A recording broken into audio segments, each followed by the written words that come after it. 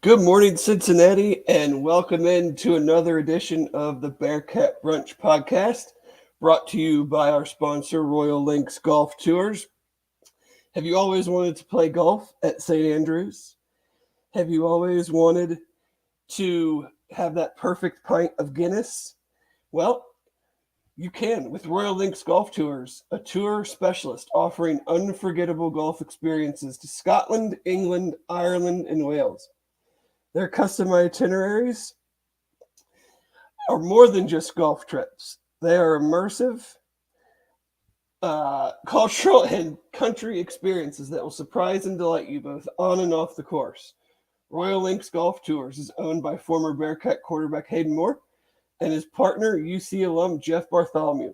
So if you'd like to play St. Andrews or Ballybunion or enjoy that perfect pint of Guinness in Ireland, visit their website at royallinksgolftours.com or call them at 770-331-1525.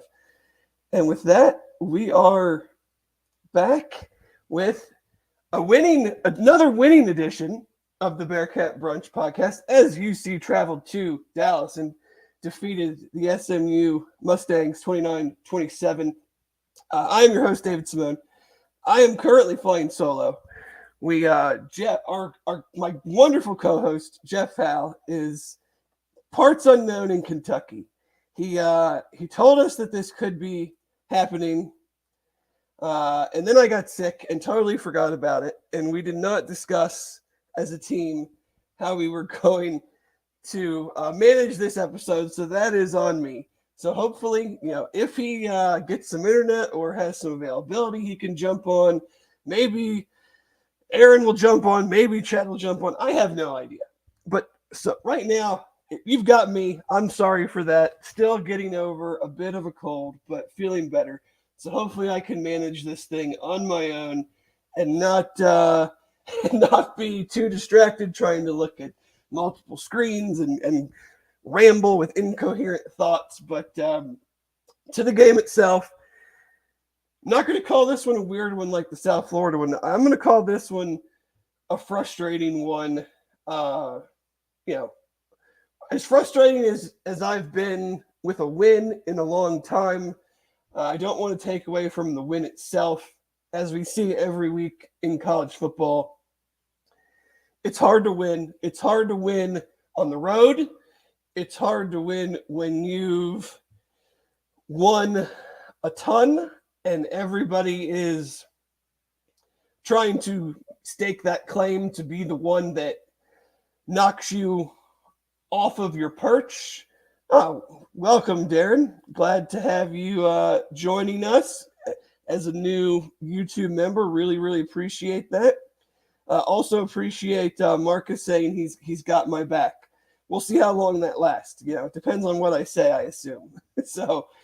But it was a lot of frustration because it's a lot of the same stuff we've been seeing lately. And whether that's inconsistencies on both sides of the ball, the undisciplined activity when it comes to the penalties, we'll get into that. And maybe it is just, this is what this team is. And that's can be fine. You can win a lot of games with really good talent and still having some issues. But it was from the outset, it was a frustrating game. I did not really understand the scripted plays. I made a Twitter joke that maybe we were trying to fool them by running our bad plays in the first 15 plays. It just felt unimaginative, a deviation from what we had seen, conservative, if you will. Trey Tucker with very uncharacteristic drops. He's one of the more sure-handed players on the team, and he comes out and drops what I thought was a fairly easy catch on the first play, drops a jet sweep, pop pass. So it was odd offensively. Charles McClellan had another really good game, but even there, he gets 6 carries in the second half, and 1 carry. Hello, Chad. Hey, Dave. Someone came to help me out. Thank you. I know this is early for you. I haven't been up long, but I'm up. Hey, it's good to hear. But so I appreciate it, because I'm sure my voice still cannot handle an hour and a half of me just going by itself. And I'm sure people don't want to hear my awful sounding voice for an hour and a half by itself. But you're also on mute, so good morning. I got it. Kelly's looking at me. So you talk. I'll join in a moment. Okay. But yeah, I don't know. I'm trying to piece thoughts together. And just thinking about like poor red zone execution. SMU obviously something to do with that. I mean, you can't. It is harder when you get down in there. Certain plays are out the window. We know all that stuff, but like you should be better. You should be good enough. They are awful against the run, and we could not take advantage of that in the red zone. Like, I'm not exactly sure what we were trying to do on the 1 3rd down, running a quarterback, delayed quarterback draw. We had another that was definitely in the red zone. There was a play later in the game on 3rd down. I'm not sure if it was red zone or kind of red zone adjacent, where we're running a read option and Ben keeps the ball. I mean, I don't think that was the wrong decision by him. I just I don't understand the play itself. So it was just very disjointed and very discouraging coming off a bye week, when all we talked about was, this is a great time for a bye. You can do some self-scouting. You can work on your tendencies. You can, unveil some new things. You can break some tendencies. And it just felt like none of that happened. And I totally understand the weather factor, though, especially the wind factor. Like, whether you're with the wind or against the wind, it can be an issue, and it is an issue throwing the ball. Like, just because you're going downwind doesn't necessarily make it easier to throw the ball. I think sometimes it can make it harder because you don't know how much touch to put on the ball and things of that nature. But it's clearly easier in general, to going downwind. And we saw that both teams had much more success scoring when they had the wind at their back. But Tyler Scott's absence cannot neuter an offensive game plan this much. Like, you should be able to have, you should be able to still do a lot of the same things that you have done, just because you don't have him. Now, it does seem encouraging. It sounded like he went through a pretty good warm up and just didn't feel like he was ready to go. So hopefully he can be ready for UCF next week. But I think Corey Kiner needs to be used in a more varied way. I think he's really good at what he does, but it's becoming a little too predictable, where if it's either blocked up really good or he makes a guy miss or breaks a tackle, it can be a big gain, but there's no middle ground. It's 1-2 yards or it's like a 20-yard run.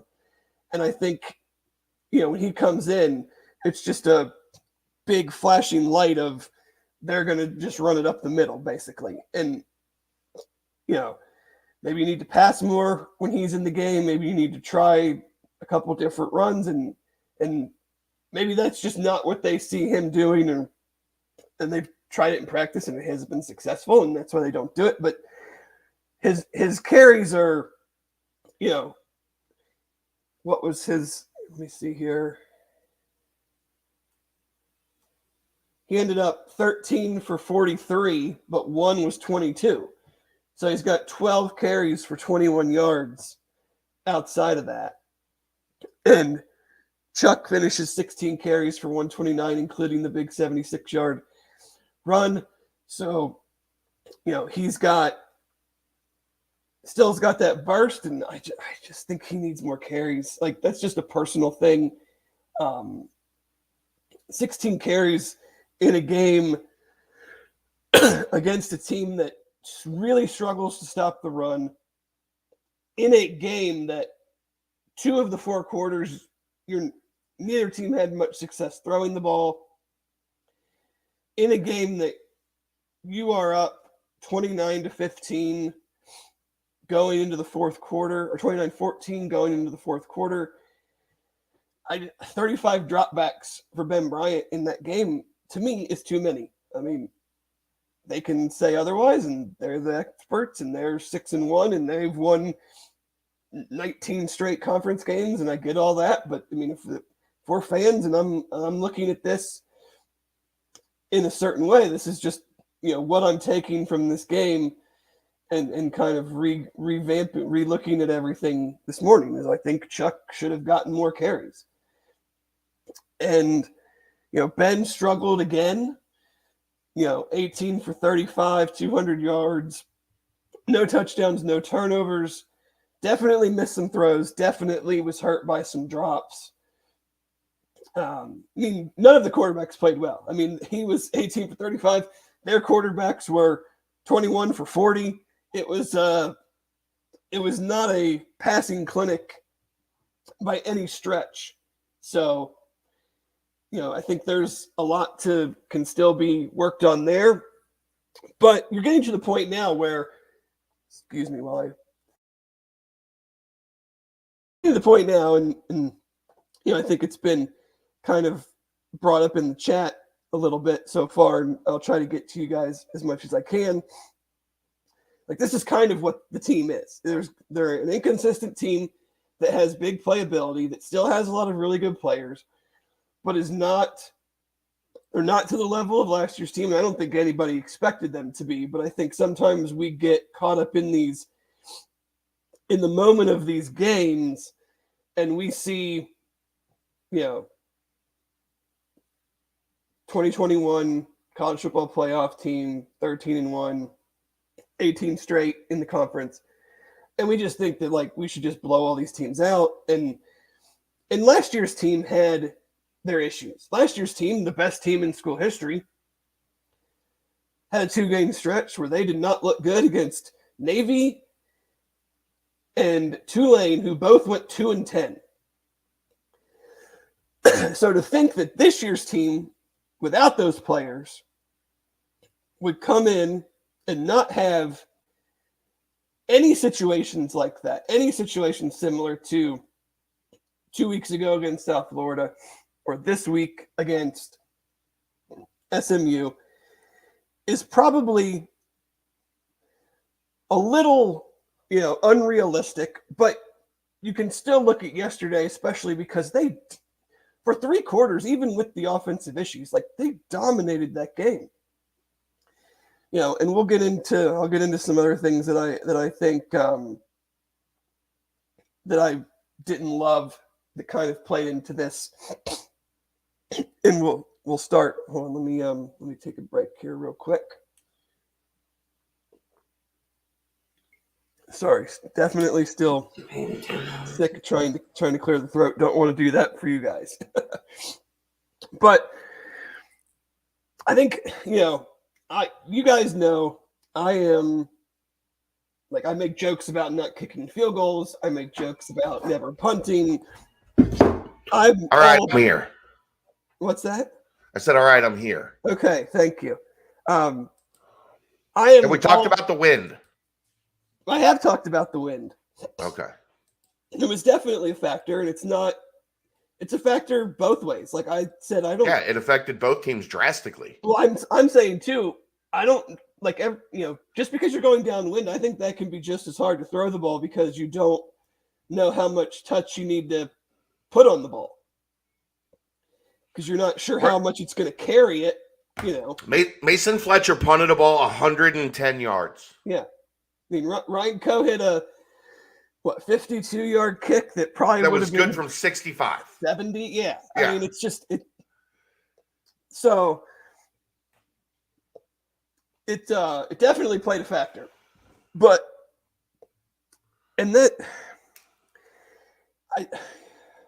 I'm trying to collect my thought of where I want to go next. But I was talking about my love for aggressiveness, and I get it. Yes. And sometimes you're going to, if you're going to dive full into the aggressiveness, there are going to be things that don't go your way that you have to say, hey, I still understand it because I'm all about being aggressive, and you're not going to be 100% when you're doing those types of things. With that being said, I absolutely hated going for it on the 4th and 1 in the second quarter, and I will explain my rationale as clearly and concisely as possible. It's 4th and 1 on their own 46-yard line with 8:37 left in the second quarter. It's 17-0.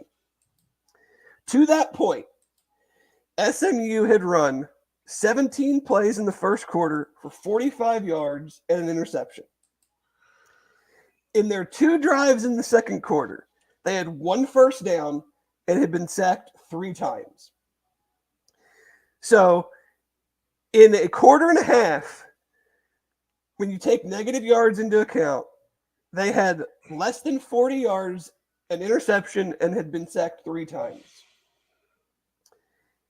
Like I said, I love being aggressive, but if you pick up that first down, you're still not in scoring range.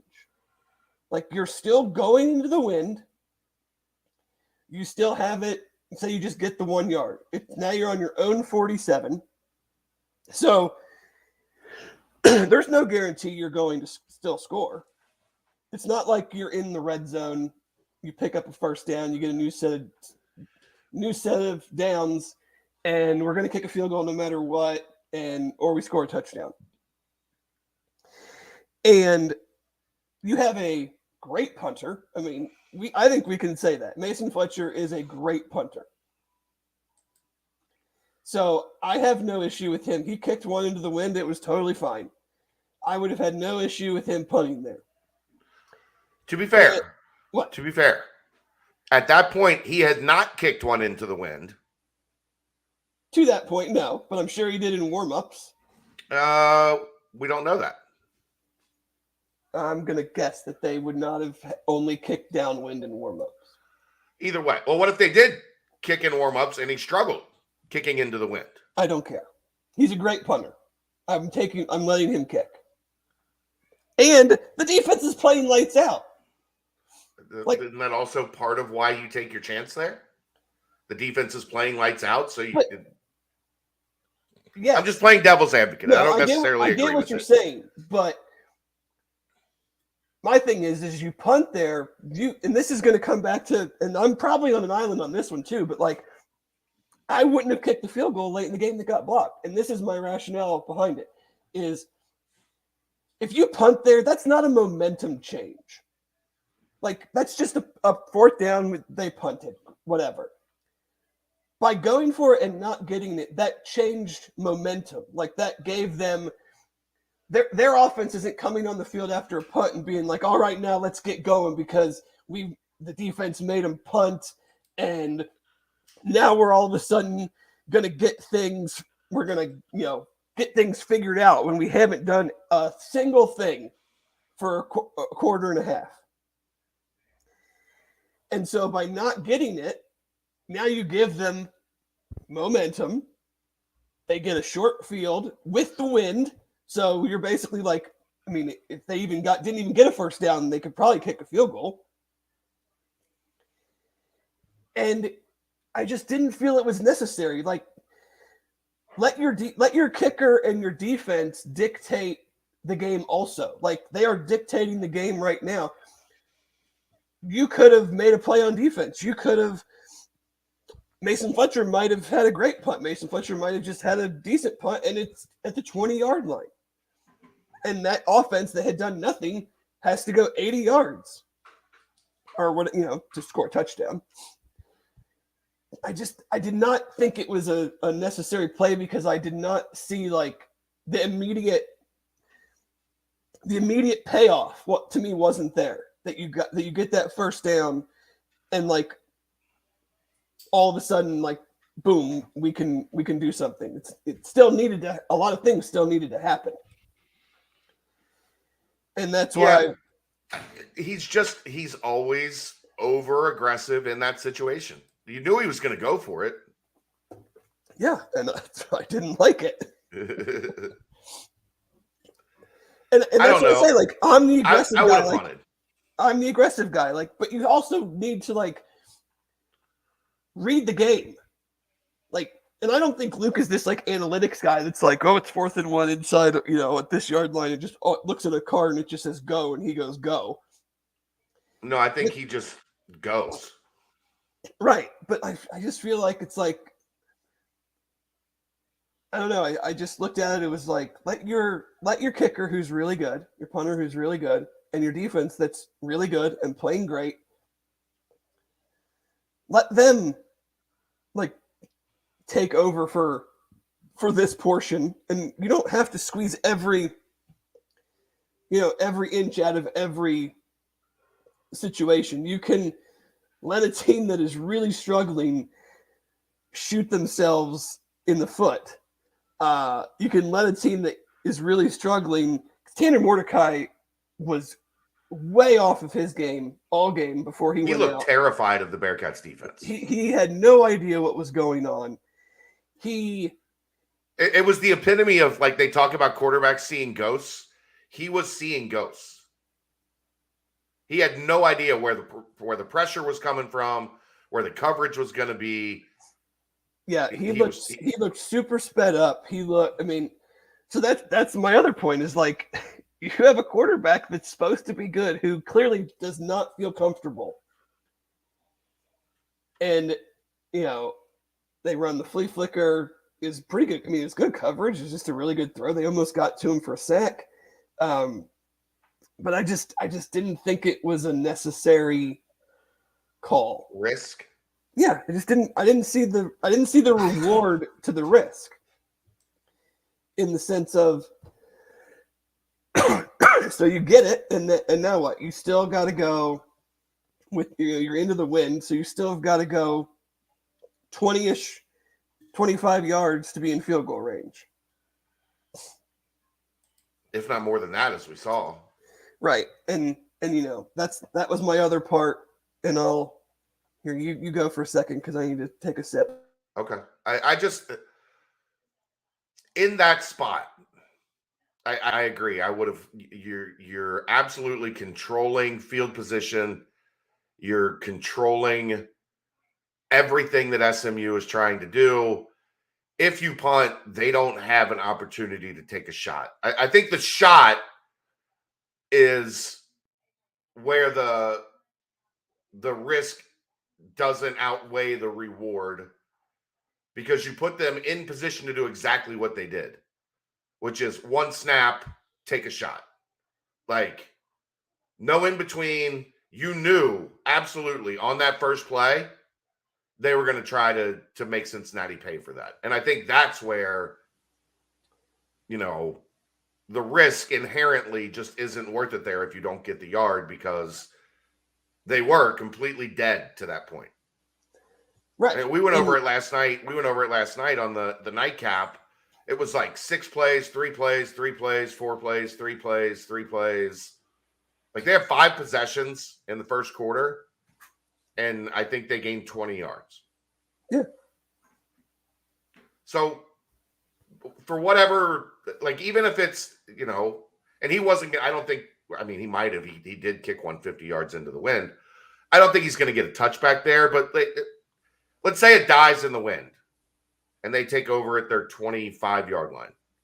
Like, I would say a 25-yard punt would be the absolute worst case scenario, because like a golfer, shout out to Royal Links Golf Tours, when he kicked it into the wind, he didn't put any air on it. No, he's going to kick it low, and he's going to turn it over so that when it does hit, it rolls. Yeah.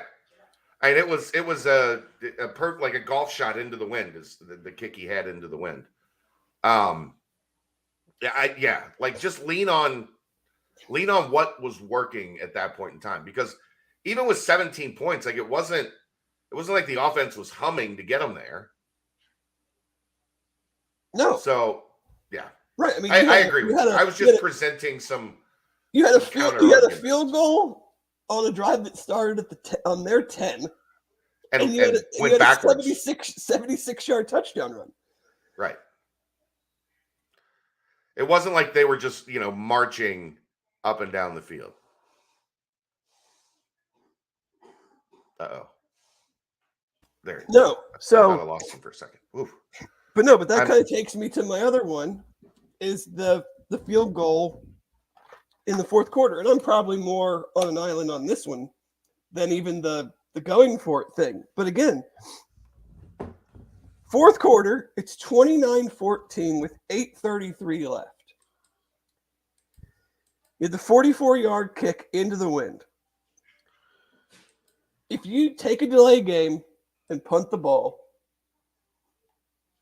just say it's a terrible punt, and you only net out 20 yards. They've got the ball on the 20-yard line with around 8 minutes to go, and they've got to score 2 touchdowns. Yeah. What do you think our chances are at that point? Pretty good. Pretty good. Pretty good. Preston Stone has been in the game for one drive at that point. Didn't do anything. They turned it over on fourth down. UC then went on an over 6-minute drive. I mean, just a great clock-killing drive to essentially end the game. What you want to see when you're up 15 on the road in the fourth, you get the ball at the end of the third quarter, you take it, you go all the way, 6 minutes, 8:33 left. It's kind of the exact same thing about the other calls. Like, how do you give the other team momentum in that situation? Well, here's my question. Missing the field goal, which is certainly a possibility from 44 yards into the wind, or by having it blocked. If you punt the ball there, no one on SMU's bench goes, okay, we got him. Like, that was the momentum shift that we needed. Did Ryan Coe going 5 for 5 to that point probably alter that situation? Probably. Because I don't think at the beginning of the game they would have tried that. If that makes, you know what I'm saying? Right. I mean, and I don't disagree that it shouldn't. Like, he kicked the ball very, very well yesterday. Yeah. Like, but I'm reading the situation. I am reading the fact that to that point, I mean, SMU had not had the ball in the fourth quarter. UC started the end of the third quarter with it, took it into the fourth. So through 3 quarters, SMU's offense had 156 total yards. They were 1 for 11 on third down and been sacked 5 times. So if you punt there, what do you really think is going to happen? Like, if I can only base that off of the first 3 quarters, what do we think is going to happen? Instead, they block it. Bryce Burton, badass, makes a awesome tackle to keep it only a 17-yard, 17, 18-yard return. But then, they've got the ball at their own 38, and it's not like they went down the field and scored in an instant. I think it was like a 6-minute drive. And yes, the defense, you need to, like, I'm not going to absolve the defense of any fault here. Like, you played great, but then, okay, like, you just let a team that hadn't done squat go right down the field and score when you needed to, just make a stop and the game's essentially over at that point. You get the ball back and offense salts it away. So you need to make some plays too. But I think you just play the game a little differently in 2 instances, and I'm not sure we're having this conversation of like this frustrating game of inconsistencies and undisciplinedness and if you maybe are just not as aggressive twice, I think we're looking at like a totally different way that this game plays out. But that's the rub with being ultra aggressive, right? It is. It is. And Coach Fickle had a post-game comment that I thought was fantastic in its like brutal honesty, is that this team plays great in the chaos. Yeah. Like, and has for a long time. Like when you really need something to happen, they make it happen. Tulsa, But 2-point Tulsa play, Ivan Pace in the end zone. 2-point conversion play yesterday. Third down play, which, play calling is easy to be critical of because you see it doesn't work, and so you're critical of it. So I get it. But, like, I loved the play throwing the ball to Josh Wiley on that third down because you knew they were just thinking they're just going to run it. They're going to let the clock go down. They're going to punt it, and we got no, they're going to try to just stop us. They were not thinking they were going to throw there. Right. So I thought that was great. So you're being aggressive there. So I can't be aggressive guy and then be super critical of it. But I just looked at those two instances where I'm like, you don't have to go 100 miles an hour, metaphorically every single time. Here's the problem. When you go 100 miles an hour, guess what? The crash is worse. Sometimes you wreck. Yeah. And when you crash at 100 miles an hour, it looks a lot different than when you crash at 45. So that's where you get into the weeds, into the kind of the danger zone a little bit. The penalties, they're developing a reputation at this point. Yeah. And that's the part that, like, whatever it was, 6 false starts in the second half. Terrible. And all it was is that stupid shift. Like, yeah. And that's given them problems before. Fall for it once or twice. Like, okay, 5-6 times. Right. Like, that's just being undisciplined. And I'm frankly amazed that they were 10 for 22 on third down, considering half their drives they're behind the change, or even more than half their drives probably, especially in the second half. They're behind the chains almost every time. I think they were 5 of 8 in the first half on third down. So then what? 5 of 14 in the second half? And the problem there obviously being you had 22 third downs, which points to a problem on first and second. And guess what was happening a lot on first and second? Penalties. False starts. Yeah. So, I mean, and I thought Robert Griffin III and Mark Jones were as bad as you could be. And that's I've liked all of RG3's stuff. There was just some like players' names wrong, like just some very, very weird, odd things. But RG3 he said it, on one of it's like 3rd and 7. Ben is kind of getting pressured.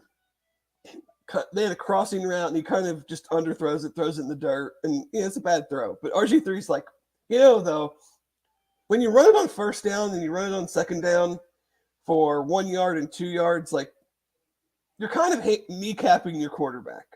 Like, You're kind of telling everybody what you're about to do here. Like, you're not helping him out very much. And that, to me, is like kind of the thing I go back to, is like, he didn't play well, but like, I don't think he was put in a great spot a lot of times. I mean, I don't even think Ben played that poorly. I don't either. 6 drops. I mean, 2 of them to Mardner probably should have been touchdowns. I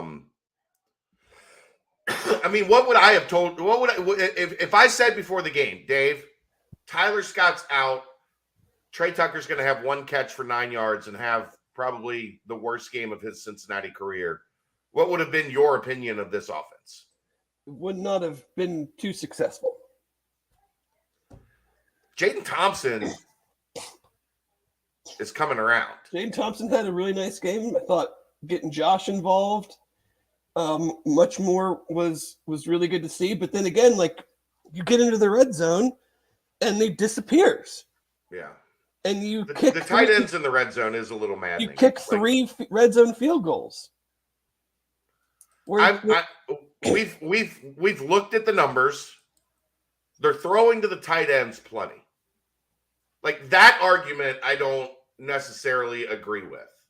What I do agree with is, in the red zone, you have two giant dudes. And you're not in those plays, a lot of, like, the fade route, the Mardner, like, comeback, it was supposed to be a back shoulder. It wasn't executed great last week or 2 weeks ago, but you got the gist of it. Those plays are called in the huddle. Like, and what I mean by that is that Ben knows where the ball is going right when the ball is snapped. Why aren't there Ben knows where he's going when the ball is snapped plays to Josh and Lenny? Yeah, I mean, the percentages, if you look at percentage of targets, I don't think that's off kilter. Right. It's right about in line with probably where, I mean, are you going to throw it? I guess the question when you look at those percentages is, are you throwing it less to Trey and Tyler? Because for the most part, Trey and Tyler have been wide open all year. Like, they're not generally throwing it to those guys like in a crowd. So one was about like 29%, one was 28% coming into this week. I think that's about right. And then the tight ends were like 22% between the two of them. You add that up, that's like 70% of your passing offense right there. And you still have other talented, guys you want to spread the ball around to. Jaden Thompson, Nick Mardner, Chris Scott, the now developing weapon that is Blue Smith with catches in back-to-back games. That part I think is fine. But in the red zone, get them the ball. They create with their size and their hands mismatches that you should be able to exploit and take advantage of in red zone situations. Correct. I do want to get back to the penalties because, like, you hear this old cliche, like, you either coach it or you allow it. Well, I'm pretty damn certain they don't coach it. Right. But at some point, like, and I've also been the one that's been like, I don't mind the aggressive penalties because that's what sets this defense apart. That's where they get their juice. But, like, there does, at a point now, you're going to be targeted, like, especially in league. Every coach is going to come over to the refs before the game and be like, watch this guy.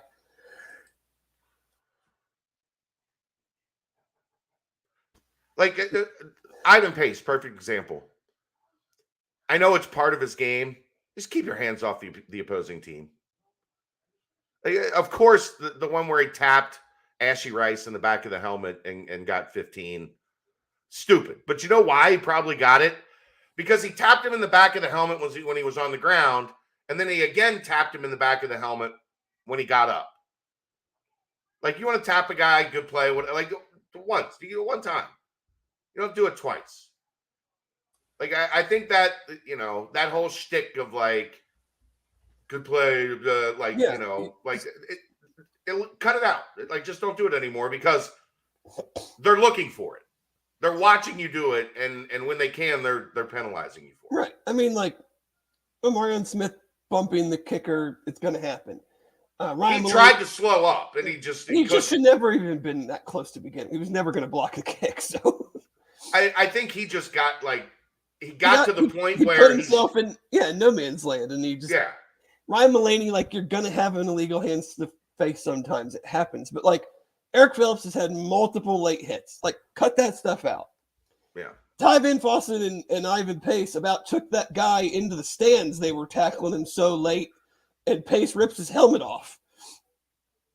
Like, And then he, whatever, to their fullback on the run, like does the same thing, like taps his helmet or, like pushes his helmet. Like those are the penalties that in these moments you're going to get pass interference calls. Like, yes, Arquan was holding Rice, on the play that got tipped up and caught for a touchdown. Like those are going to happen when you play aggressive defense, and I'm totally fine with that.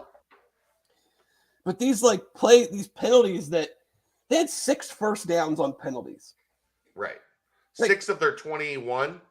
I don't know what the total was, but 6 is an outlandish number. It was like 20+% of their first downs were on penalties. It's what we talked about coming into the game. You can't put yourself behind the sticks on offense and hand away first downs on defense.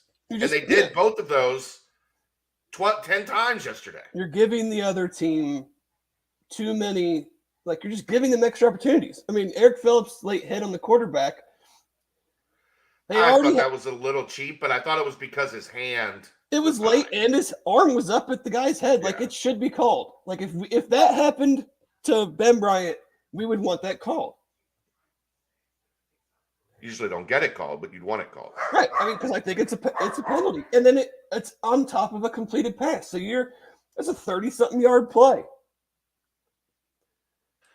Like, yeah, I mean, that one, you're a defensive end, you're going for the quarterback. I didn't think it was egregiously late. But again, he's trying to impact the throw with his left hand, and as a result, his left hand is up near his face. I thought that one was one of those, like we talk about the aggression penalties. Yeah, it stinks that it happened.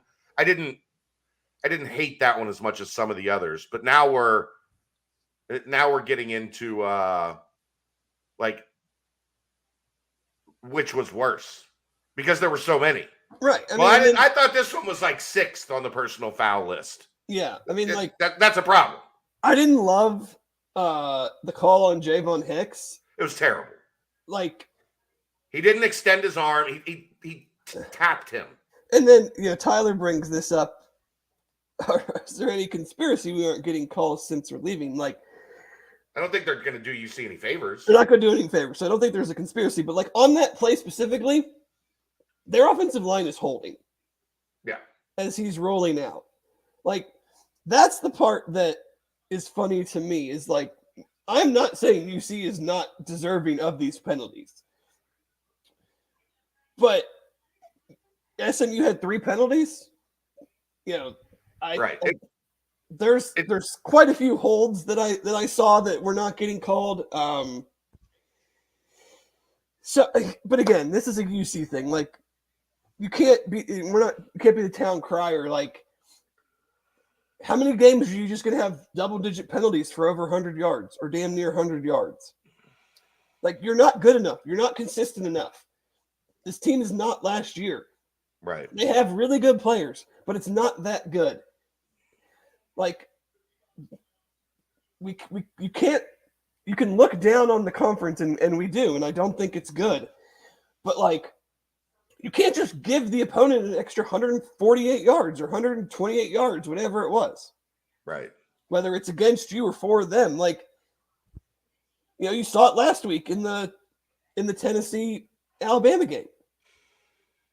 Yeah. Alabama. Just I don't want to hear about this or that. We have to be better. We have to cut down on especially the pre-snap stuff. Right. That's stuff you can control. The pre-snap stuff, the out of bounds, the late stuff, those things need to be cleaned up. In the second half of a game that you are controlling against a team that cannot stop the run, you cannot be starting drives 1st and 15. Right. Right. And think that you're going to have success. Because success then is 2nd and 9 and 3rd and 6, 3rd and 7, 3rd and 8. If you run the ball successfully for 8 yards, you still have 7 yards to go to get that first down. I did want to point out, Dave, this is the second time in 3 conference games, back to the conspiracy theory, that the opponent has not had a penalty at halftime. Tulsa did not have a penalty at halftime as well. Like, come on. Like, I get it.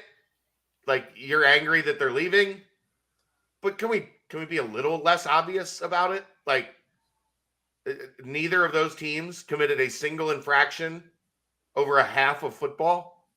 Come on. Really? Yeah, it was it's not great, but again, like, you have to know it's coming now. Like, we're 3 games in. You have to know you're playing uphill in that regard.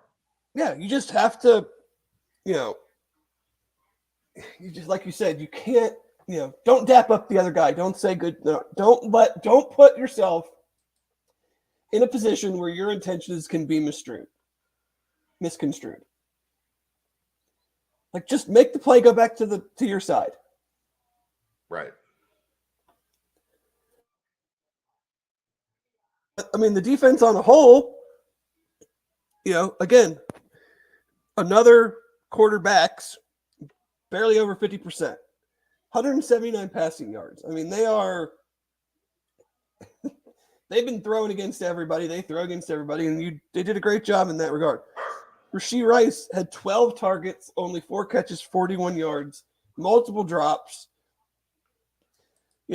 Both teams had a bunch of drops. I don't know if it was the wind playing with them, if it was just USF was short arming again, like they did 2 years ago in Dallas. Yeah. So it was, you had 6 more sacks. They were 2 for 15 on third down. They were 4 or 5 on fourth. 4 or 5 on fourth down. But I mean, like, 2 of 15 is an incredible number. I mean, we talked about what are 2 of the major things we need to see improve, and it's third down offense, third down defense. And third down offense was okay. Wasn't. I mean, if they make one more third down, they're 11 of 22, 50%. That's right. You take that every day. I'm still taking 10 of 22 considering what they've been. Yeah. And then 2 of 15 defensively. But their big problem today or yesterday was they gave up 4 touchdowns and 4 red zone opportunities. Which last year's team would have had a stroke. I don't know if they gave up 4 touchdowns in the red zone all last year. Right. Yeah. I mean, I wrote this. I alluded to this in the bites. We're at a point with this team, and it's like we got to fix this, and they plug that hole, and then another leak springs over here. Like, the penalties were down against USF. Plug that hole. Third down was an absolute disaster. Okay, plug this hole. Now the false starts and the dumb shit offensively comes back into the. Well, they have too many issues in areas that don't kill you, but they keep games closer than they should be. If you couldn't run the ball, you could just say, fine, we just won't run the ball. Right. Or like if you we can't get sacks, you're like, okay, we just don't get pressure, but we'll play drop 8 and we'll keep everything in front of us and we'll make a team go 15 plays to score.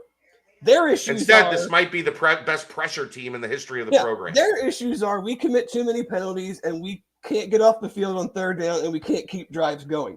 That has nothing to do with what type of team you are. Like, that is passing, that's rushing, that's stopping the run, that's stopping the pass, that's committing dumb so you can't just say like, well, we just won't do this and that'll alleviate that concern.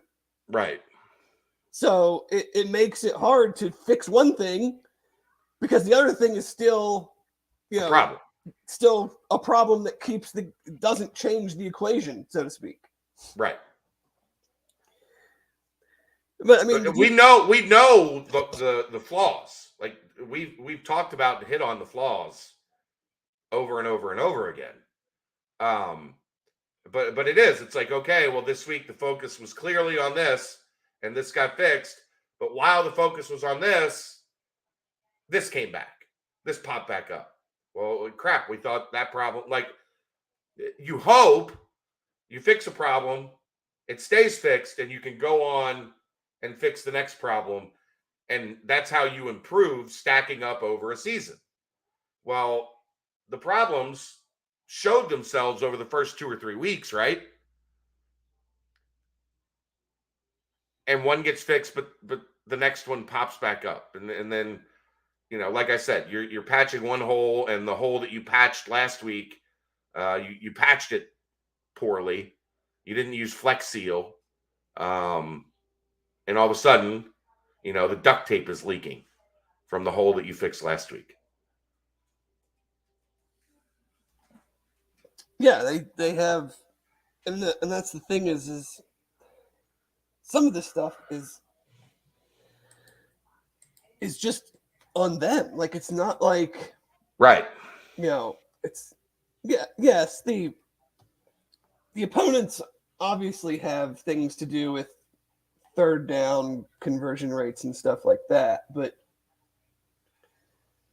like, just cut down, like, some of these penalties and the yardage amounts are insane. Like 128 yards in accepted penalties is psychotic. Right. Like, right. And the defense plays really, really good, but then in the fourth quarter, I'm like,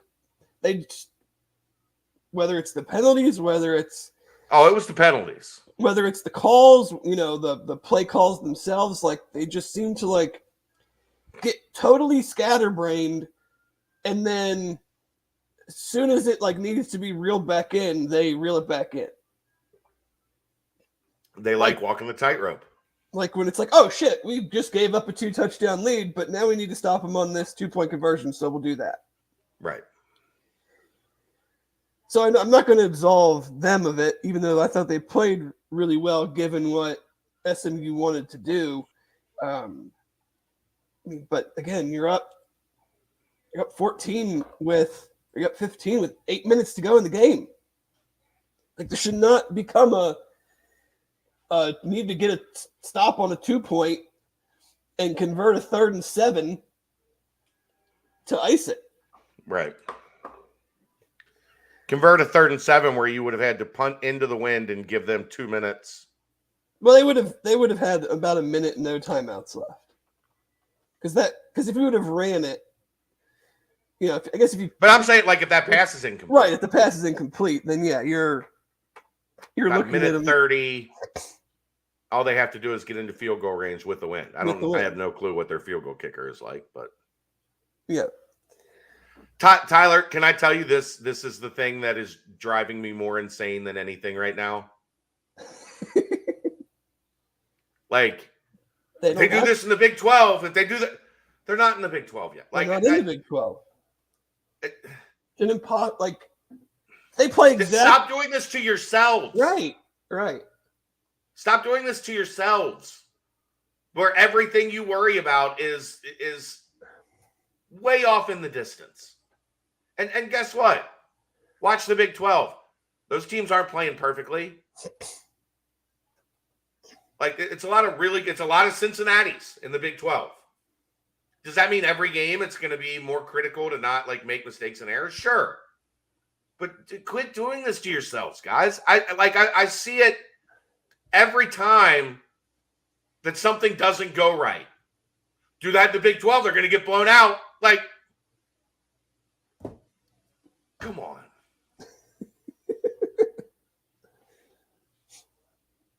Yeah, it's quit doing it to yourselves. We've said hey, I'm all for it, because, like, I would much rather deal with those types of things knowing that we've won 19 conference games in a row, and, like, I don't give a shit if the AAC sucks. I just like winning. Like, I have this running, it's kind of a joke on, like, my personal Twitter is that my teams are 13-1 now, and I'm still having fun. Right. Like, I don't, like, yes, I was frustrated.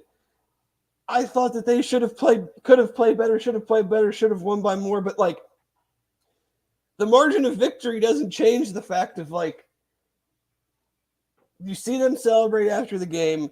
That's to me all that matters. Like they don't care about all that stuff. They know how hard it is to win.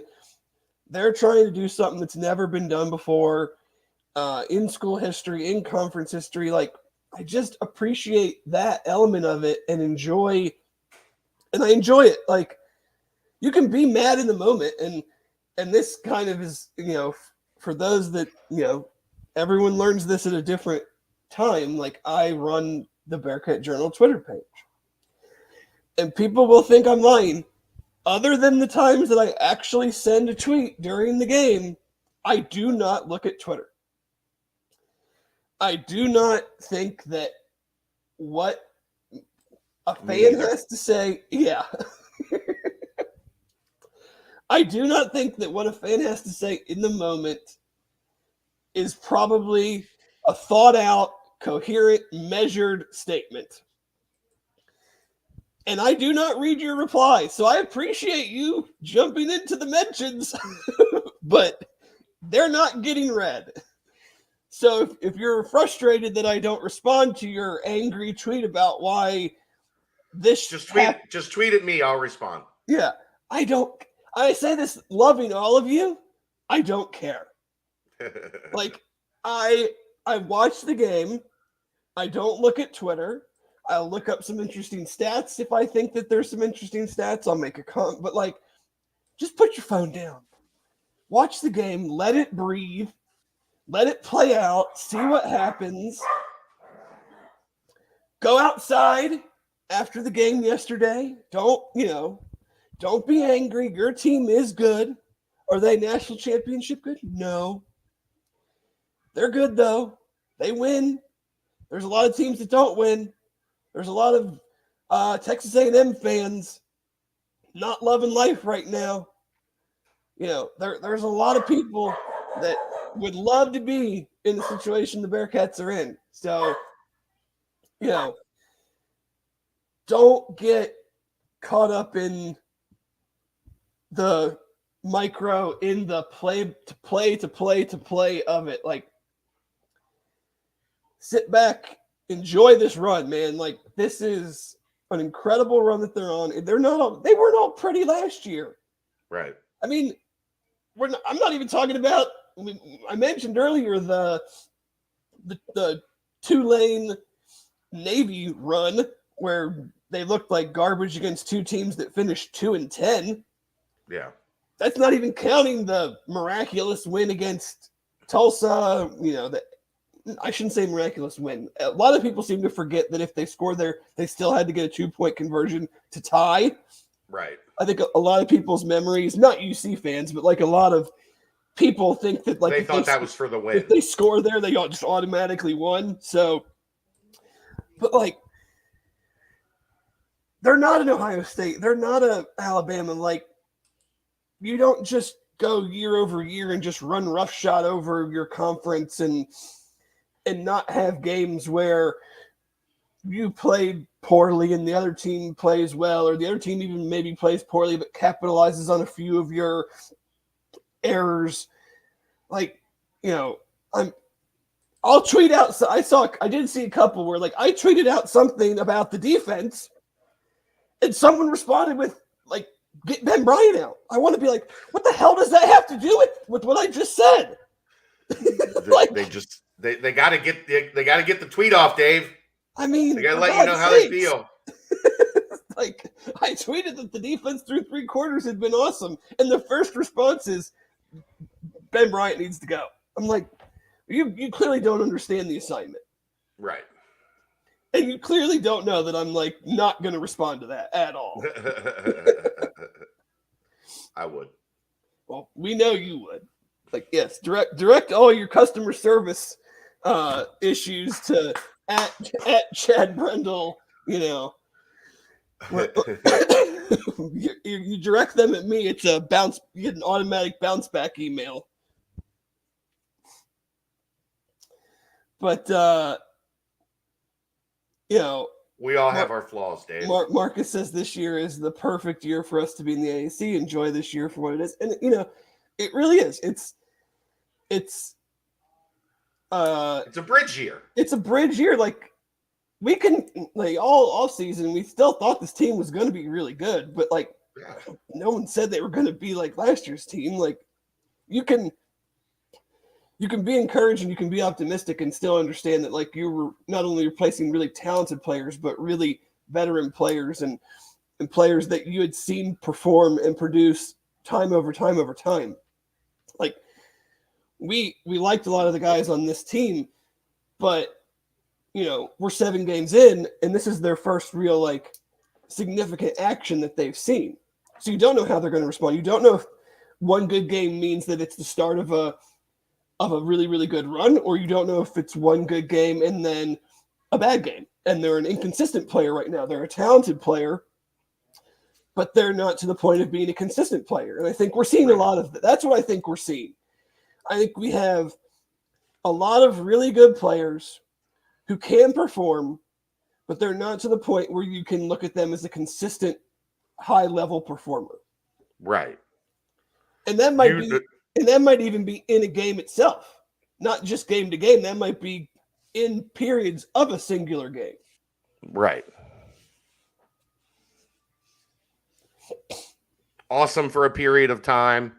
And then here comes the head-scratching 15-yard penalty in the fourth quarter to keep a drive alive and allow a team to hang around. Yeah, it's just like, an offensive lineman could be having a really good game, and then all of a sudden they give up like a very basic interior rush that blows up just stuff that really good players take time to develop to be really good, consistent players. And I think that's what this year is. This is getting guys acclimated to bigger roles and seeing how they respond and how long they can carry their performance for. And can they build on performances week in and week out? And I think that's why we're seeing the inconsistent play is guys are just not quite to the point of being able to carry performance for a longer stretch like we saw last year. Correct. I agree.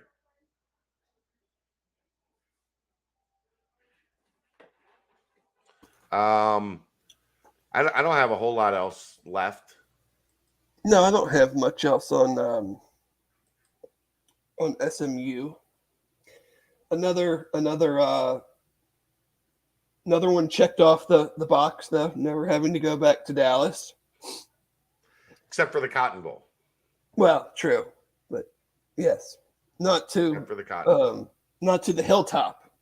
Right. Although I did ask SMU and ESPN that in honor of our final game at SMU, if they would please release episode 12 of the Hilltop from last year. Never going to happen, Dave. So, and then I also did find it funny that they spent a good amount of time apologizing to fans for their overall like game day atmosphere and experience at the TCU game earlier this year, where they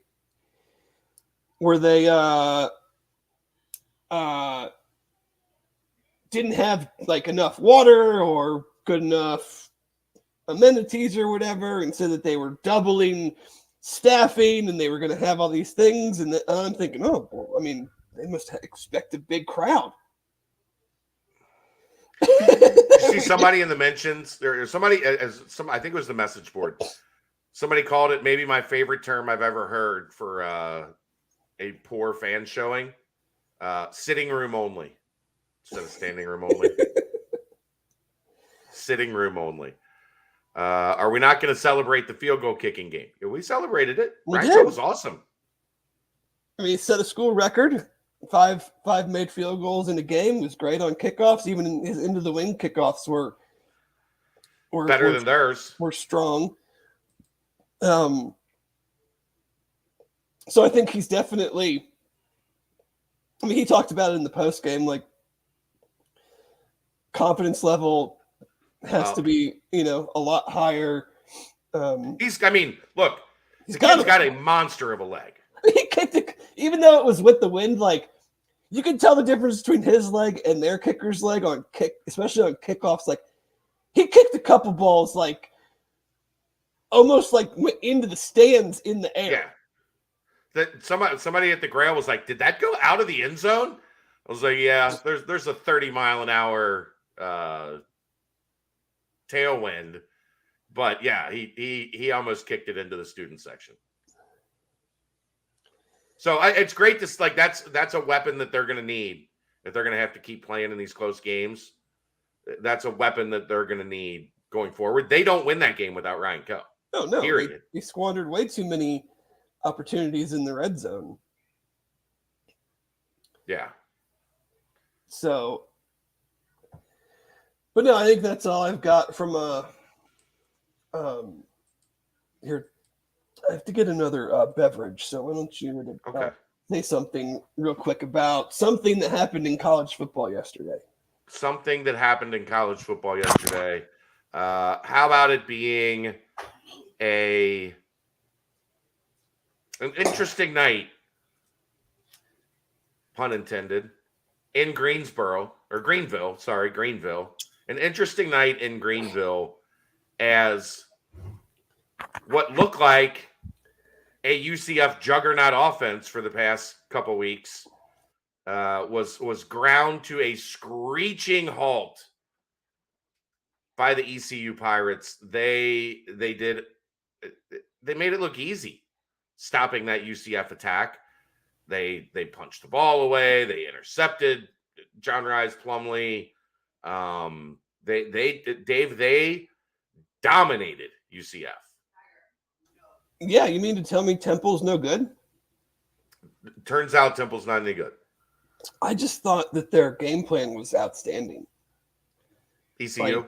Yes. Like the way they all, I mean, was their game plan for Holton Ahlers to complete like 96% of his passes for like it feels like once a year Holton Ahlers does something that makes us think every year after, dude, that guy, once he puts it together, that guy's going to be a beast. I think that was, though, the way it started, though, was built on the way they ran the ball. Yeah. Which you can run the ball in UCF. And then the way they played, like, the way they defended them, I thought was perfect and is what UC should do in the sense of, like, just try to get there with 3 or 4, basically have somebody spy Plumlee and make him throw the ball. Yeah. I don't understand their touches distribution. Like, I don't know if something's up, but like Johnny Richardson and Ryan O'Keefe never touched the ball. You wonder if UCI or if ECU somehow schemed them out of it. And O'Keefe had back-to-back like 100+ game, 2 touchdown games, and then didn't get a touch until like the fourth quarter. Yeah. But you guys can cover the game itself and the rest of the conference. The part that's the most interesting is that it totally changes the equation about next week's game. Yeah. Like, because Tulane and UCF have to play each other, and UC still plays Tulane at home in the last game of the year, UC does not have to win next week to go to the conference championship. Right. Like, they could lose to UCF, and then one of those 2 teams is going to lose when they play each other, and then as long as they beat Tulane, they're in the conference championship. Yeah, they're going to be one of 2. No, like it's a 3-way race now, pretty clearly, unless just utter chaos happens. Yeah. But so does that concern you more about ECU in a couple weeks, 2 weeks? No, they're not losing to ECU at home. Okay. Like, ECU played really well. They've also lost, to Navy. Right. So, those games are still there for them. But it changes the formula a lot for next week. Now, granted, go down there and win, and you basically, you don't have anything to worry about at that point. It's a 2 team. I mean, they have 2 losses, and you have the tiebreaker, and it's basically you and then whoever comes out. So around the country, I'm going to start in Columbus, where the Buckeyes did not really play that great and still won by 44. Iowa, somebody asked Pat Forty this, and I think it's a great I mean, question. they had the 6 turnovers. Is it the biggest discrepancy in offense and defense? Is Iowa the biggest discrepancy in offense and defense in college football this year or in the history of college football? Because their defense is outstanding. It's got to be up there. And their offense is the worst thing I've ever seen. Yeah, their defense is really good. Now, granted, they still gave up a ton, but that was, I don't know, I didn't see the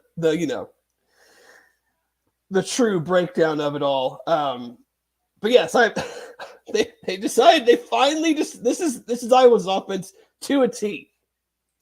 They finally decided to make a quarterback change, right? Yeah. To start the second half. First play of the second half, a new quarterback fumbles the ball. So, I mean, I've said the last couple of weeks I think Ohio State's the best team. They have not had the close encounter against anybody. You can say it's because their defense has now matched their offense. Their defense is just fine. Right. Better than fine. I mean, it's not a disaster like it has been the past couple of years. They have not had, I would say Tennessee has the best resume, but Ohio State has not had the close win against inferior opponent type situation yet. So I'm going to give them the benefit of the doubt. The Vols had a real tough one against UT Martin. Hey, it was a nail biter early. 7-7, and they scored 50-something unanswered points.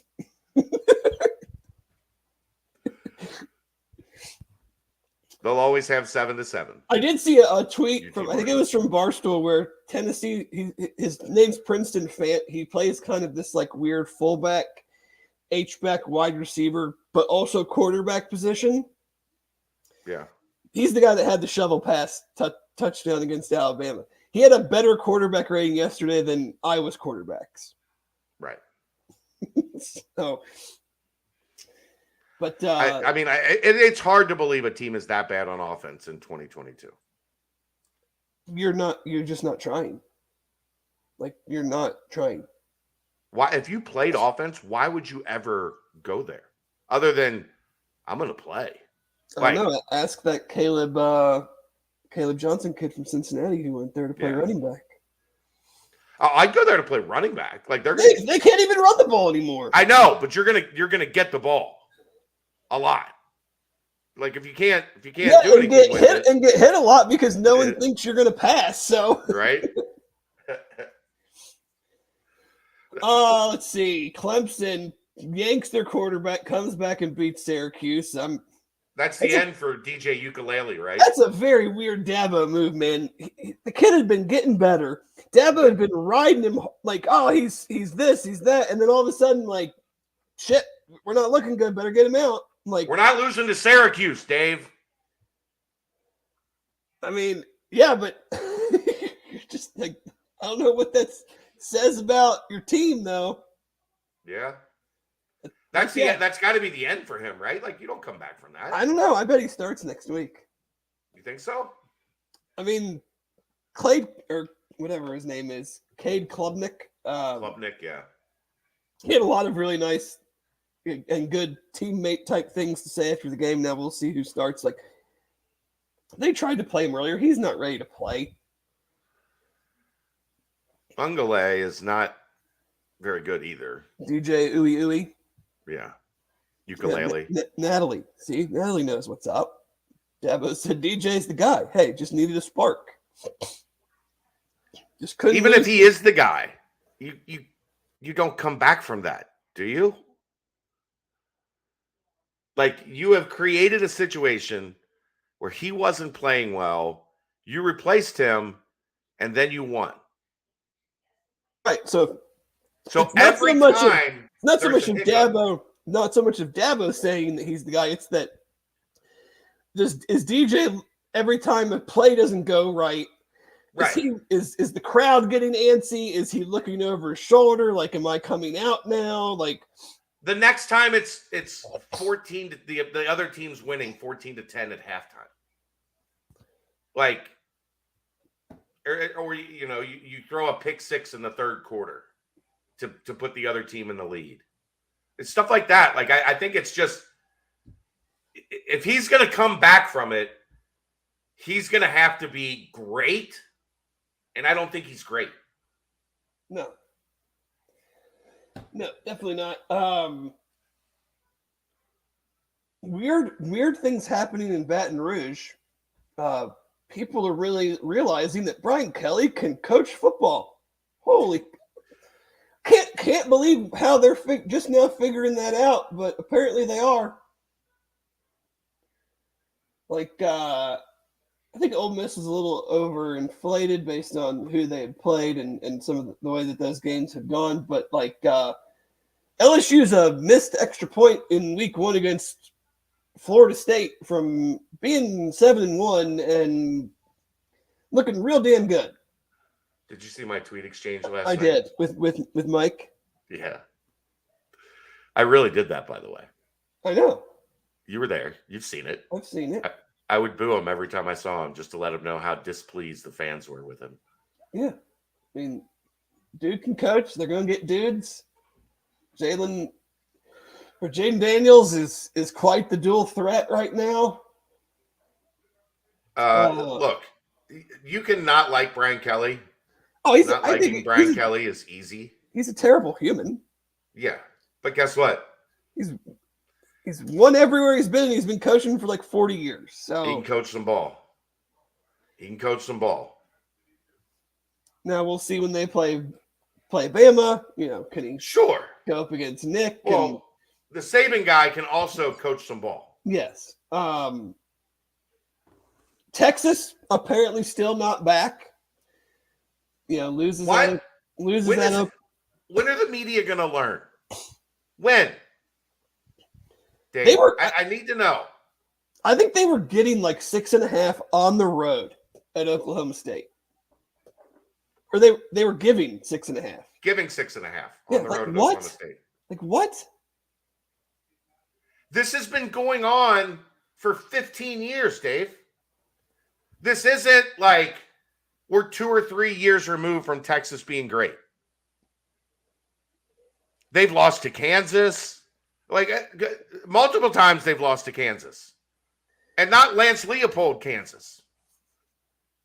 No, like Les Miles, Kansas. Right. Like Charlie Weiss, Kansas.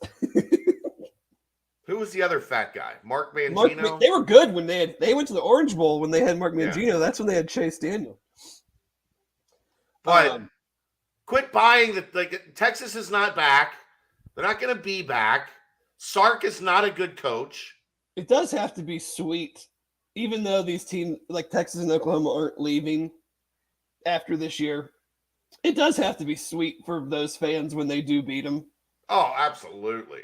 Like, and they might lose to them next year or whatever, but like this is the first year after they said they were leaving. Right. So it just has to be like ecstatic. So sweet to just shove another loss on them as they get ready to go get a lot of losses shoved on them in the SEC. Right. Breaking news, Dave. Charlotte has fired Will Healy. Oh, they have? Yeah. That's a bummer. I liked Will.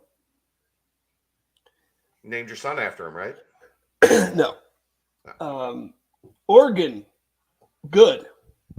UCLA, not as good as we thought they were. Maybe not as good as we thought. I still think good, but I think the overreaction to the Oregon-Georgia game is now officially in the past, and like you can just say Oregon's good. Because if you get that was a parade to the end zone. If you get the 22 for 28 for 283 and 5 touchdown Bo Nix, that's the Bo Nix experience everyone would sign up for. It's not always the Bo Nix experience you get. No, it's not. But in the Pac-12, it might be. True. I mean, they obviously. I don't know if they play USC or not. I'd have to look. I don't want to say. You talk, I'll look. There wasn't a ton else. Like Bama did what they wanted to do in Mississippi State. That wasn't a big surprise. Penn State had a nice bounce back against the Fighting Boat Rowers, who, good for them. No USC. No USC. So, and they host Utah. Yeah, I'm not real concerned about that. So they get Cal, Colorado, Washington, Utah, and then Oregon State.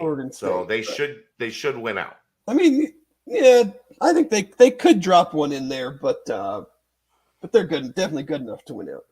Bad day for Jimbo. It's been a bad coach. Bad coach, Dave.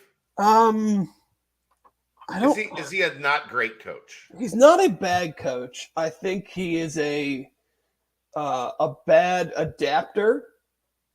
He is known to have a ridiculous playbook and ask a ridiculous amount of his quarterbacks. And as a Tennessee fan, I think it's fair to say that if you have a very easy playbook that allows your players to play extremely fast, big Josh Heupel guy, good things can happen. Big Josh Heupel guy. Yeah. So big. I think we're seeing that, they're kind of lost in the sauce, so to speak. I guess here's my question. Great ACC coach, bad SEC coach. Or at least not above water SEC coach. Yeah, and he also had a generational quarterback in Jameis Winston. Right. And a bunch of other really good players at Florida State, and he has not gotten quarterbacks or developed quarterbacks since he's been, and even at the end of his run after Jameis left, it was an issue. And certainly it's been that way at Texas A&M, but I mean, they're not firing him because, they're going to just give him $90 million. Yeah, to go away. Boy, Mel Tucker really screwed over a lot of schools last offseason.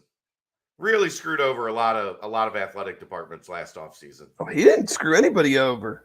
No, he screwed over all the athletic departments that are like, well, if that's the market rate now, we got to pay it. Well, then everybody paid it. Jimbo got it before Mel did. Oh, did he? Oh, yeah. Yeah. There's not a ton. It wasn't a great college football day. They were good. I mean, I enjoyed Texas, Oklahoma State, UCLA, Oregon, Ole Miss, LSU were all on at 3:30. That was fun. TCU wins again against Kansas State. Kansas State had 100 players hurt. TCU's kind of been pulling the Bengals where it feels like every game they play is against a backup quarterback. But they, and they get down by 17 every time, and then come back. But yeah, that was Tulane wins again. They're on this top 25 scoreboard that I'm looking at. They were up 35-0 at halftime, and then all of a sudden it was 38-28. Memphis has the ball inside their 10-yard line, and then Ryan Silverfield, not sure what he was doing there. Some very suspect coaching. Very suspect coaching things going on. That kept them. They probably still wouldn't have won, but Tulane, I think, still has. They obviously still have UCF at home and Cincinnati. And they go to Tulsa and versus SMU. So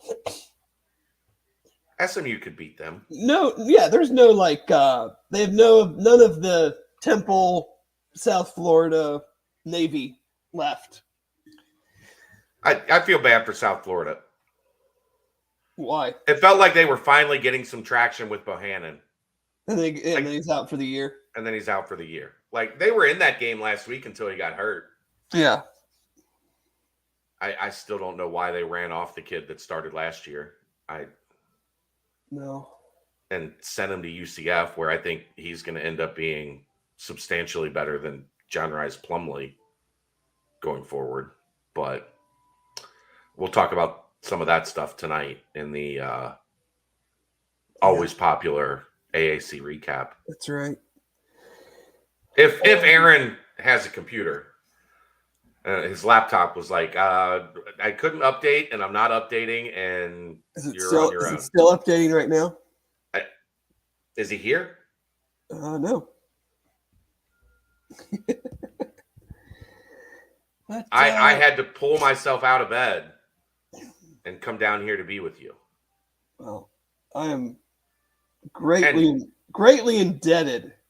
This is Kelsey spent the night with a friend last night. So this was actually one of those like I can like really sleep in opportunities that is gone by the wayside. Well, it's not my fault. I didn't say it was your fault. I'm not blaming you. I know you are. I'm just letting everybody know. No, it was not Dave's fault. I could have let Dave just go big screen, big head, and then have to carry this bad boy by himself the entire time, but I wouldn't want to do that to him. Yeah. That would have been rough. Bengals, what are your Bengals thoughts for the day, buddy? Can they stop the Falcons' run? That's what this comes down to, right? Well, partly it's can the Falcons stop the Bengals pass? Because if they can't, then how much can the Falcons run? True. But they're going to run no matter what. Yeah, but it might be pointless if they can't. The Bengals passing game seems to be doing better, getting on pace. They've changed how they've ran the ball to much more success. And the Falcons are doing a lot of all the credit to them. 3-3 in the NFL, 3-3 in the NFL. They're doing a lot of it with smoke and mirrors. Like their defensive numbers are atrocious, yet they're somehow in these games, winning these games. It's been the absolute worst case scenario for Dez, right? Because Mariota hasn't been good. Well, no, he was terrible 2 weeks ago, and then last week he's 13 for 14. But he hasn't been an above average. Like he's 13 for 14, but how many of those throws were more than 7 yards? Like 100, like 114 yards or something. Right. But the problem being the Falcons are far exceeding expectations. Where everybody thought they were going to be maybe the worst team in the NFL. Like that was the talk. Like, well, it's a great spot for Dez short term, but long term, they're just going to take CJ Stroud with the number 1 pick in the draft because they're going to be absolute dog shit. And they're doing just enough to win and hang around in games to where you're not going to make a quarterback switch. Well, I think at some point they just have to. They have to see what they have. Yeah. No, that I don't doesn't know. They're in playoff contention, quote unquote, at the moment at 3-3. Sure, but I mean, I guess I'm looking at it in the sense of like Mariota is not your future guy, regardless of how this season goes. So I think it would be bad business to not have get as much of an understanding of what Desmond Ridder is to you before next year's draft. Like that doesn't mean you're taking a quarterback in the first round. Like, but you have to have some idea. Like you can't go into next year with knowing that Marcus Mariota is not our future guy, but we don't know if Dez is or not. Right. But again, though, like you said, if they keep kind of doing this staying above water, staying around 500 thing, it's hard to then pull a starting quarterback and look at your 30-something-year-old veterans and say, yes, we're like 1 game out of the playoff hunt or whatever, but we need to see what this rookie can do. Andrew, the answer is simple. Main question, when you need to run off the clock, why not put Prater in instead of Ben? Ben is the starting quarterback for this team. Like it or not, that is Luke Fickell's philosophy. He has a starting quarterback. You may see Evan come in for a situational play here and play there, but Ben is the quarterback for this team. Well, if you're trying to run out the clock, there's no threat of Evan scrambling. Right. He's either running it or he's handing it off. So it's, yes, there's a slight variation to who might be carrying the ball, but someone is carrying the ball. Right. And I'm still, my opinion on that element hasn't changed. Like, I'm still a proponent of giving him opportunities. I am too. But I'm talking about fourth quarter up 15, Evan Prater's the quarterback. Yeah, no. Because they're trying to run clock. No. It's not going to happen. I mean, we can discuss it until the cows come home, but Luke Fickell has made his philosophy on this very clear. Right. That's the thing. Is like, if you're in, I'm sure that's what a lot of my fun mentions that I don't read are about. Like, that's your take. That's fine. You're just saying that you disagree with Luke. Okay. Right. You want to be on that side of like 49-8 the last however many games. Like, you can be on that side. Go ahead. I'm not on that side. I'm not going to be on that side.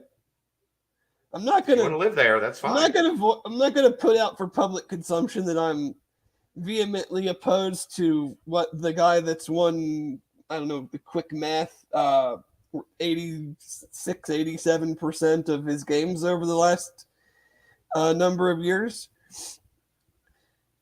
Situationally, no, because it's obvious then.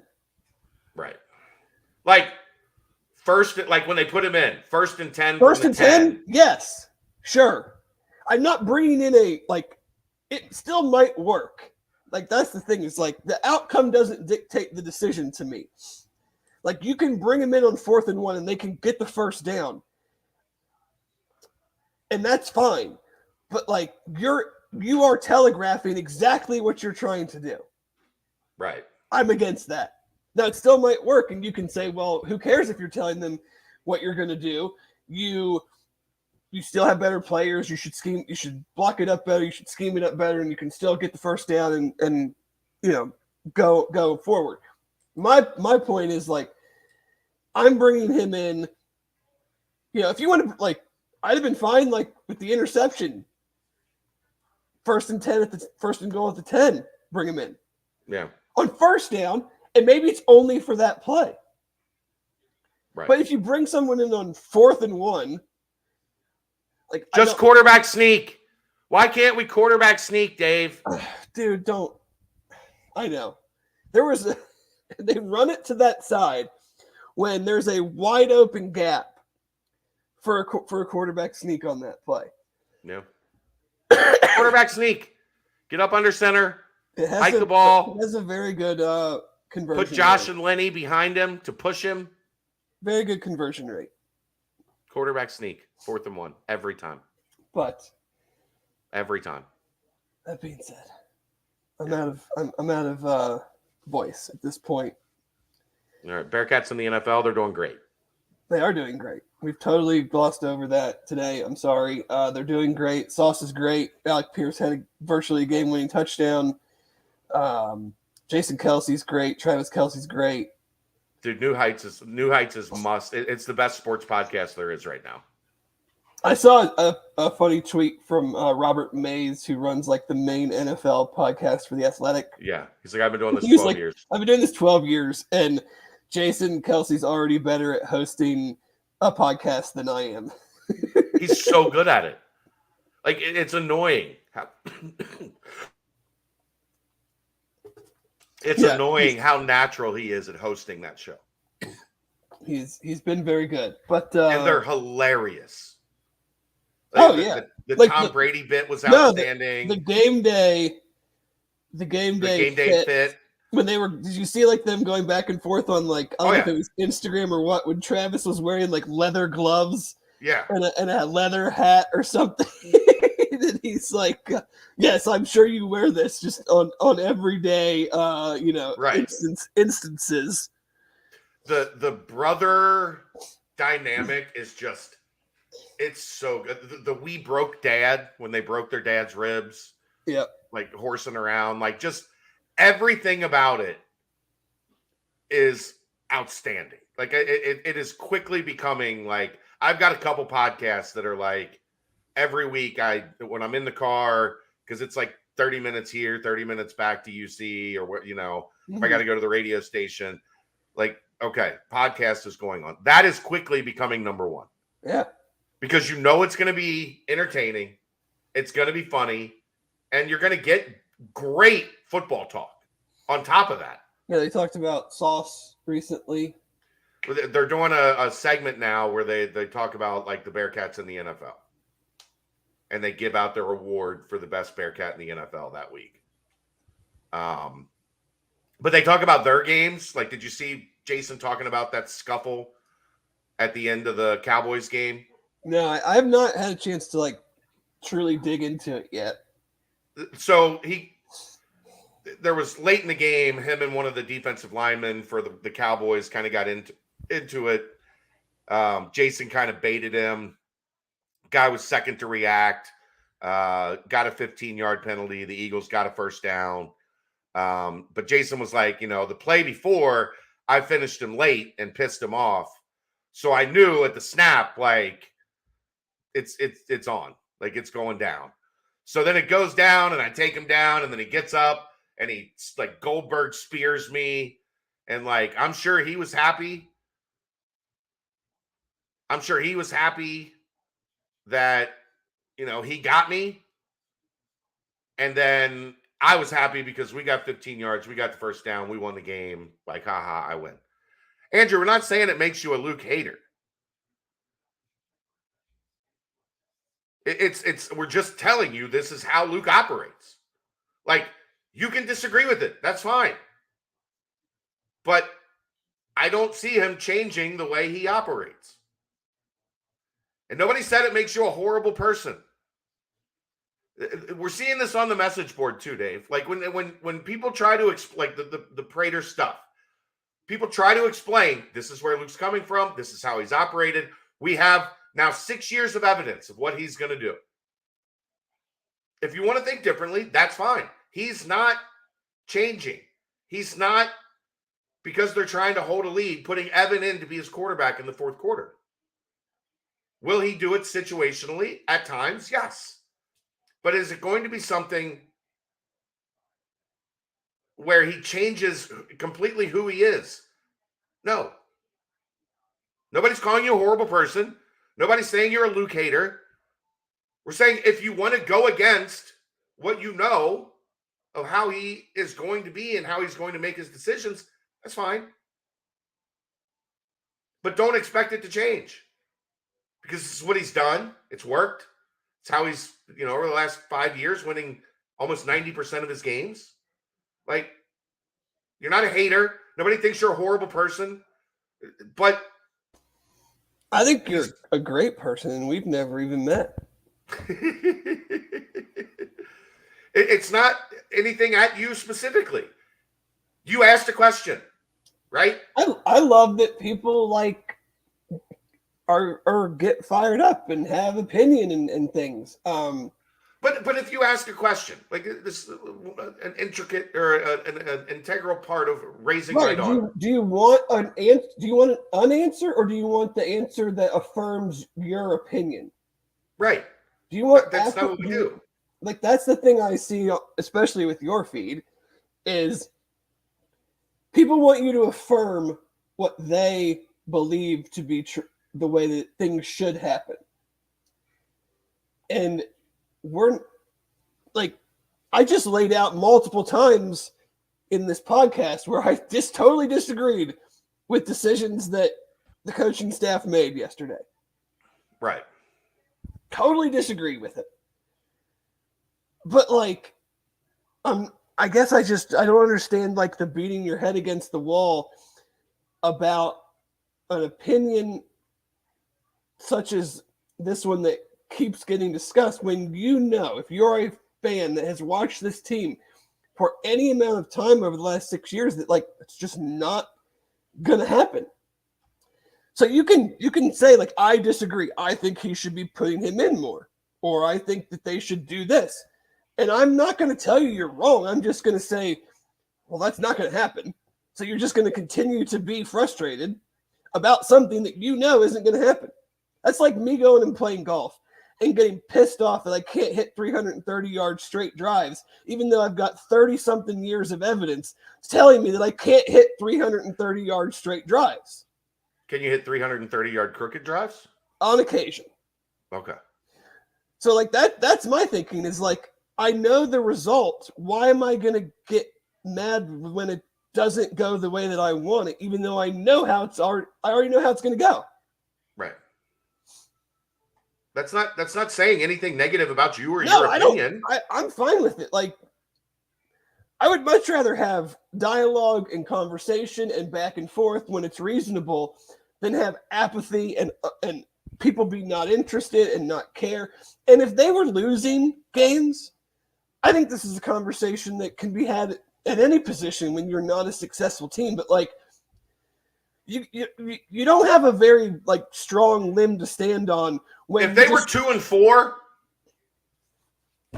let's have a different conversation. Right. Like, you're winning games. Are they as clean and pretty as we'd all like? No, I don't know if they're ever going to be. Royal Links will get you to 3. Royal Links will get me places that I'm not sure they're going to, improve my game at all. Well, some of those big fairways, you could just bomb it and hope like that's right. Like hell. The fairways in the British Isles are a bit wider than some that I play here, but I digress. Keep firing those tweets though at Chad. It really helps him decompress after a long day. It makes me laugh. That's the cross I bear. It's the things that make me laugh drive everybody else crazy. He really loves the engagement. He tells me, that his favorite thing is when people ask him to ask certain questions in the press conferences. He really loves that. So, I want to get this message out there. Tuesday nights, 8:00. Go to the Montgomery Inn. Call 700 WLW. You have a chance to ask Luke questions. You can do that. You can. It's there. You can do it. Yeah. And I ask tough questions about football stuff every week. I'm just not doing it in that format. I'm not carrying your water. You're angry. You're upset. You're having a tantrum over a football game. Yelling at me to ask the coach questions isn't how it works. You also get 1 or 2 questions a week. You want to ask questions that will get good answers to. Right. We're not you're not going to waste a question on, hey, why did you call this play in the third quarter with 4.5 minutes left? And, you're not going to get a good answer to that question. He's going to make fun of you. And then he does that anyway. Right. But then he's going to brush it aside. And there's your wasted question for the day. The whole hold them accountable, or donate a bunch of money, and then you can go to practices and you can ask them all the questions you want. Tuesday nights, they allow you a forum to ask the coach questions. Believe me, give it a shot. I think some of those people that ask questions are the same people that are, in your mentions. For sure. So, for sure, you have your opportunity. I promise. All right, we've gone over your normal amount of time. See, bring you on here, and I talk a lot. Things go poorly. Although I talk a lot. It always cracks me up. The more frustrating, volatile a game, the more people want to jump in. You win 70-7, and nobody's hanging. The chat is empty. Yeah. We haven't gotten many of the 70-7s though. No, not this year. But again, thank you everybody for joining us on another Victory Sunday. Thanks again to our great sponsor, Royal Links Golf Tours. And hopefully you are checking out all the podcasts, the BBP, the BCJ, the PTP, the Rock of Truth, the Nightcaps. Big week. 2-minute warning. There's Reagan. Oh, She's logged yep. into the Bearcat Journal account. Reagan, you're in the media. You can come to the presser. You can ask. We can have Reagan ask the questions. We can. Ooh, that's great. We'll have Reagan get blown up by Luke, so it's not me. Reagan, see you Tuesday at noon. Second floor of the Linder Center. See what you did to yourself just now? See what you did? But big week coming up.